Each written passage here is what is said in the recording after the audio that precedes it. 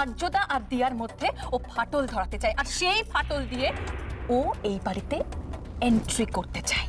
আর ওর এই সব কিছুতে হেল্প করেছে কমলেশ আঙ্কেল।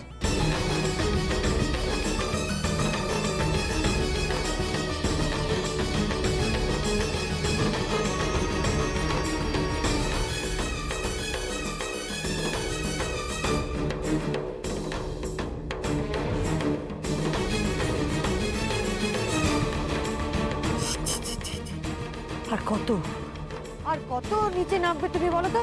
ছি ছি ছি ছি ছি ছি, এইরকম ভাবে অপমানিত হতে হবে জানলে আমি জীবনে এখানে আসতাম না। কমলেশ বাবু, আপনার রাজ্যসভার টিকিটের জন্য আমি আমি কিভাবে চেষ্টা করছি, আর আপনি শেষ পর্যন্ত। দেখুন, এইসবের মধ্যে আমার কোনো হাত নেই, বিশ্বাস করুন, আমার কোনো হাত নেই। আপনি দয়া করে রাজ্যসভার টিকিটের সঙ্গে এটা গুলিয়ে ফেলবেন না। স্টপ ইট, একদম শাট আপ। আপনি এখনো টিকিট করে যাচ্ছেন। আমি এতদিন পর্যন্ত দায়িত্ব নিয়েছিলাম আপনাকে রাজ্যসভার টিকিট জোগাড় করে দেওয়ার জন্য, আর আজকে দায়িত্ব নিয়ে বলছি যে আপনি টিকিট পাবেন না।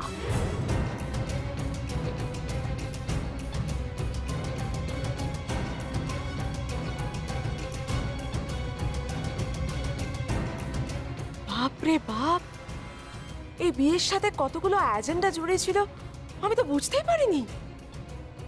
ট্রিনার এ বাড়িতে ঢোকা, বাবার রাজ্যসভার টিকিট পাওয়া,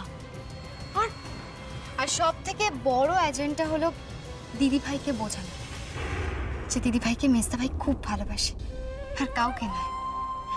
আর আমরা সেটা করতে সফল হয়েছি।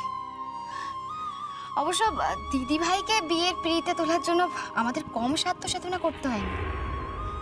শুধু আমাদের কথা শুনে নয়, জয়িতার মুখের দিকে তাকিয়ে, জয়িতা আর রাজেশের বিয়েটা যেন ভালোভাবে হতে পারে, তাই দিদিভাই বিয়ের পিঁড়িতে বসতে রাজি হয়েছে।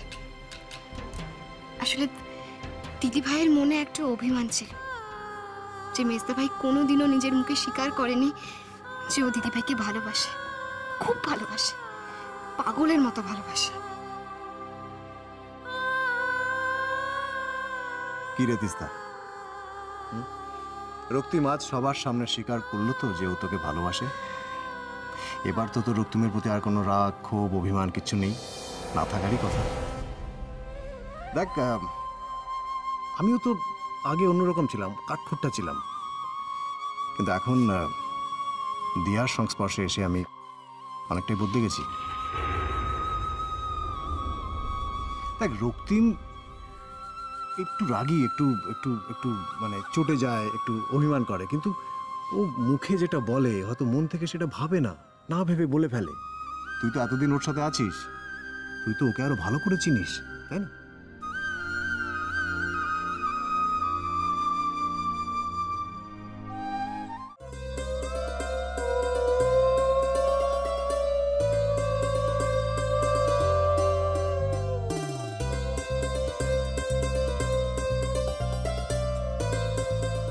মণিমা, আমাদের ছেড়ে কোথাও যাবে না তো মণিমা? না, তোমাদের ছেড়ে তোমাদের মণিমা আর কোথাও যাবে না। মেঘ বৃষ্টি, এবার তোমরা মণিমাকে ছেড়ে দাও। আসলে মণিমা আর মেজদা ভাই তো খুব টায়ার্ড, ওর এখন শুতে যাবে। এসো তোমরা দিকে এসো। আর শোনো, অনেক রাত হয়ে গেছে, যাও তোমরা শুতে যাও। Good night. দিদি ভাই, তোমরাও আর দাঁড়িয়ে থেকো না, যাও ঘরে যাও। ঘরে যাও মানে? ওরা কি একসঙ্গে আজকে রাত্রে থাকবে নাকি? আজ না কাল রাত্রি? কি বলছো তুমি ঠাম্মি? কাল রাত্রি আবার কি? নো কাল রাত্রি, ডিরেক্ট ফুল সজ্জা। হ্যাঁ। আহ কি, চুপ কর, তোর মুখে কি কিচ্ছু আটকায় না? ঠাম্মি, এতগুলো দিন ধরে তো ওরা কাল রাত্রেই কাটিয়েছে, আর এত কিছুর পরে যদি ওদের একসঙ্গে থাকতে দেওয়া না হয় তাহলে কিন্তু ভারী অন্যায় হবে। হ্যাঁ ঠিক আছে ভাই, ঠিক আছে, ঠিক আছে, না মুখ ফসকে একটু আমি মিস্টেক করে ফেলেছি, আমি সেটাকে উইথড্র করছি। ঠিক আছে তো, ওরা একসঙ্গেই আজকে রাতে থাকবে। কি খুশি তো? যা রক্তিম, আর দেরি করিস না, করে যা। বর্দা ভাই, বল।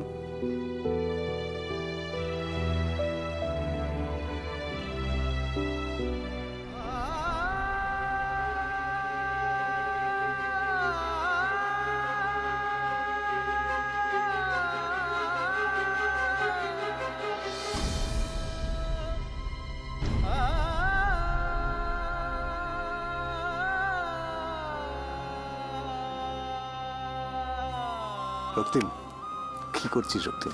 দেখ আমার দিকে তাকা, তাকা আমার দিকে।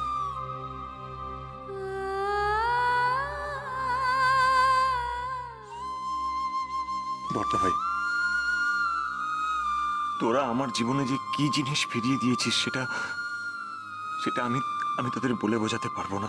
মেসা ভাই, আপনি যে দিদি ভাইকে ছেড়ে কষ্ট পাচ্ছিলেন সেটা তো আমরা সবাই দেখতে পাচ্ছিলাম। আর দিদি ভাইও সেটা ফিল করেছিল বলেই না আবার এই বাড়িতে ফিরে এসেছিল। দিয়া,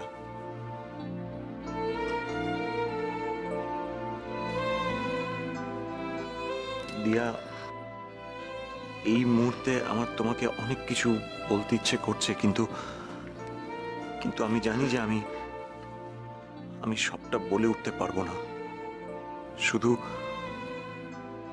শুধু একটা কথা তোমাকে বলতে চাই দিয়া, আই এম এক্সট্রিমলি সরি। পারলে আমাকে ক্ষমা করে দিও। মেসা ভাই,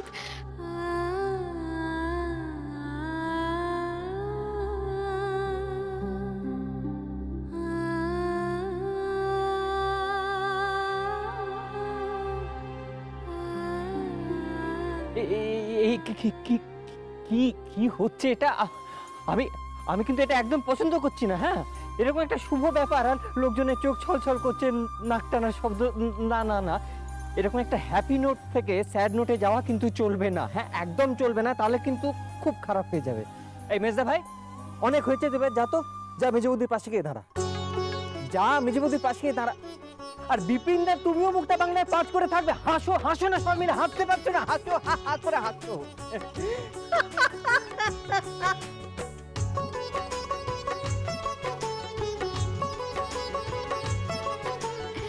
হ্যাঁ, বিপিনদাও কিন্তু আমাদের এই কাজে অনেক হেল্প করেছে, সব দিকে কড়া নজর রেখেছে।